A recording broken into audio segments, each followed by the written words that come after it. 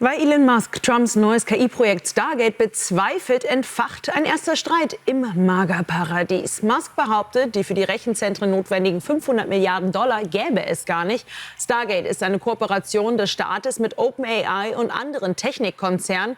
Das Weiße Haus kontert, dass Stargate neue Jobs bringen würde und die Amerikaner Trump vertrauen müssten. Hintergrund des Streits könnte Musk persönliche Fehde mit dem OpenAI-Chef Sam Altman sein, der ja auch an dem Projekt beteiligt ist. Aus Washington ist mir nun Gregor Schwung zugeschaltet. Das ging jetzt relativ schnell mit dem ersten Streit zwischen Musk und Donald Trump. Ist das jetzt schon ein richtiger Riss in dieser Männerfreundschaft?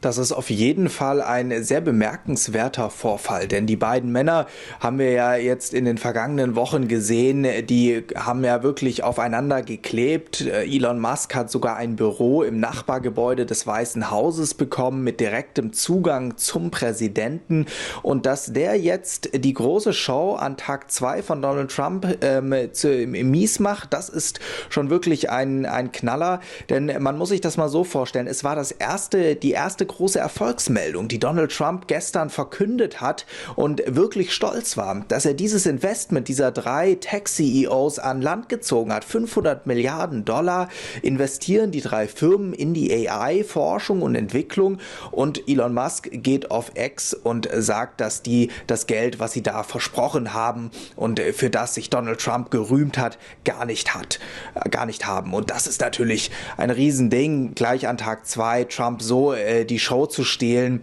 und Wasser in den Wein zu gießen. Das könnte durchaus Folgen haben für die Freundschaft der beiden Männer. Wenn wir ansonsten auf das schauen, was Trump bisher alles angekündigt hat, dann will er ja ein Friedensstifter sein, hat jetzt auch mit ziemlich deutlichen Signalen in Richtung Putin sich geäußert. Was steckt dahinter? Was für einen Plan verfolgt Donald Trump?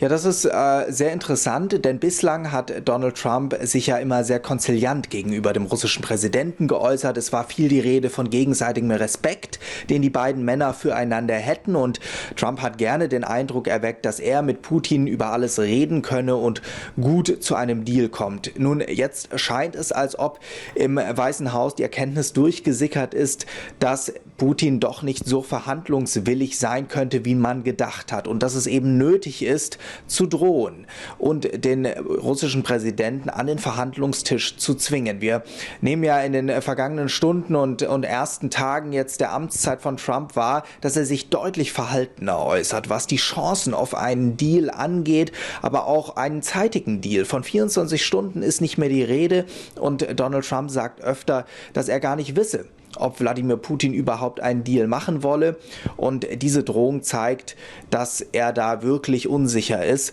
und es zeigt auch, dass Trump nicht mehr nur einen Deal verfolgt, bei dem Wladimir Putin alles gefällt, sondern dass es ihm auch darum geht, die Ukraine zu stärken. Gregor Schwung, Dankeschön für diese Erläuterungen aus Washington.